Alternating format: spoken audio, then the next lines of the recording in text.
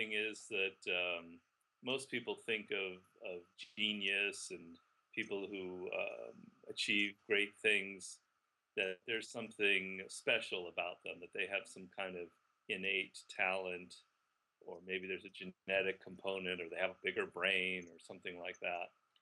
And I really, really wanted to seriously debunk what I consider a myth and to show you that it really isn't about an individual who's greater than others, who's exceptional. It's really about people who maximize what the human brain is basically capable of, what every single person is basically capable of. And what makes a genius, what makes a highly creative, successful person, is the fact that they go through a process that I describe in great detail in Mastery. They go through this process with with a lot of rigor, intensity, speed. They're more dedicated, more persistent maybe than others, but that there's nothing special about them, and that anybody can achieve what I call mastery, which is I call it the ultimate form of power, the highest form of intelligence and power we humans can reach. It is within the grasp of any person, as long as they're aware and conscious of this process that I'm going to describe to you in great detail.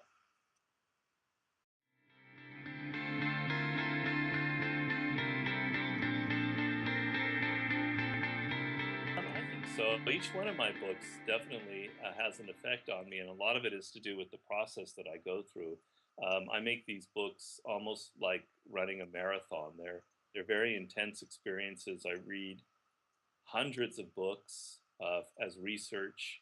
And my whole goal when I write a book, if it's about power or strategy or seduction or mastery, is I want to nail it. I want to give the reader as in-depth a feel for what I am trying to describe. So when I wrote Mastery, it was a very, very intense experience. And particularly near the end, when I had a very tight deadline from my publishers to finish it within a couple of months, when I still had two chapters to write, I had to sort of find an extra gear inside of myself. And I had to kind of overcome some of my own fears and some of my own concerns. And in writing chapters about creativity and mastery, which are the last two chapters in the book, I sort of was almost living what I was writing about, because I was under so much pressure to do it. Um, and so I think it's changed me in the sense that now I'm not just writing about mastery as an intellectual thing or creativity. I really kind of felt what it feels like. I'm not saying I feel like it on the level of an Einstein. I don't have those kinds of grandiose ideas, but I really kind of felt what I was trying to communicate to the reader in a very deep way. So I think it has changed me.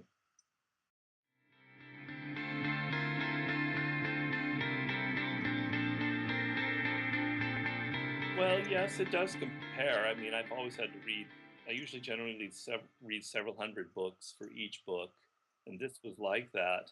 But this was more complicated than any of the other books for the reason that um, I did a lot of research on science. I read a lot about the neuroscience that goes into how the brain evolved, how we learn, books on creativity and learning, things that were not easy reads. Let me put it that way. I don't have a science background. Also, I'm writing about people like Albert Einstein, and I had to sort of master in a basic way certain things about the theory of relativity and explain how he got there, so that it's comprehensible, so that a layman can understand it. And then I had the interviews with 9 contemporary masters, which meant that I had to take all of that information and combine it with all of the historical research. Um, so the complexity of mixing all of that together and making it readable, it was a new challenge, and I blogged about this. I sort of treated it as if as if this was the Tour de France or the marathon. I actually literally trained physically, and I upped my exercise routines. And I kept the idea in my head was, this is an endurance race. In the second year, or in the last few months writing it, I know I'm going to get burnt out. I know I'm going to get exhausted, and it's going to affect the writing. I'm going to push past that kind of wall that I always seem to hit with books, and I'm going to be in such great shape mentally and physically that I'm not going to have that kind of slowing down.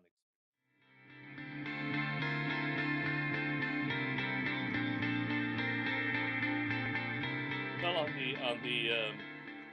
I'd say the biggest person that I wanted to include but couldn't was Steve Jobs. Oddly enough, now I have a mix of historical and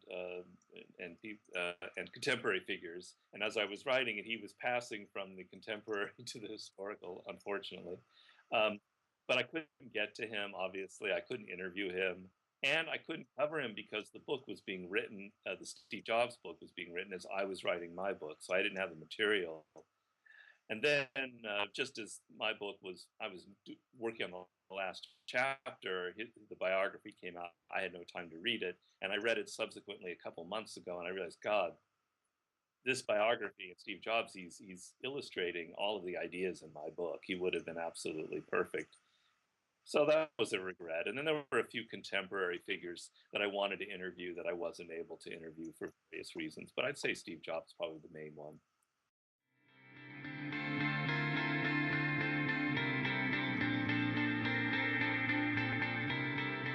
What I do with with all of the masters that I've either interviewed or researched is I'm trying to find out.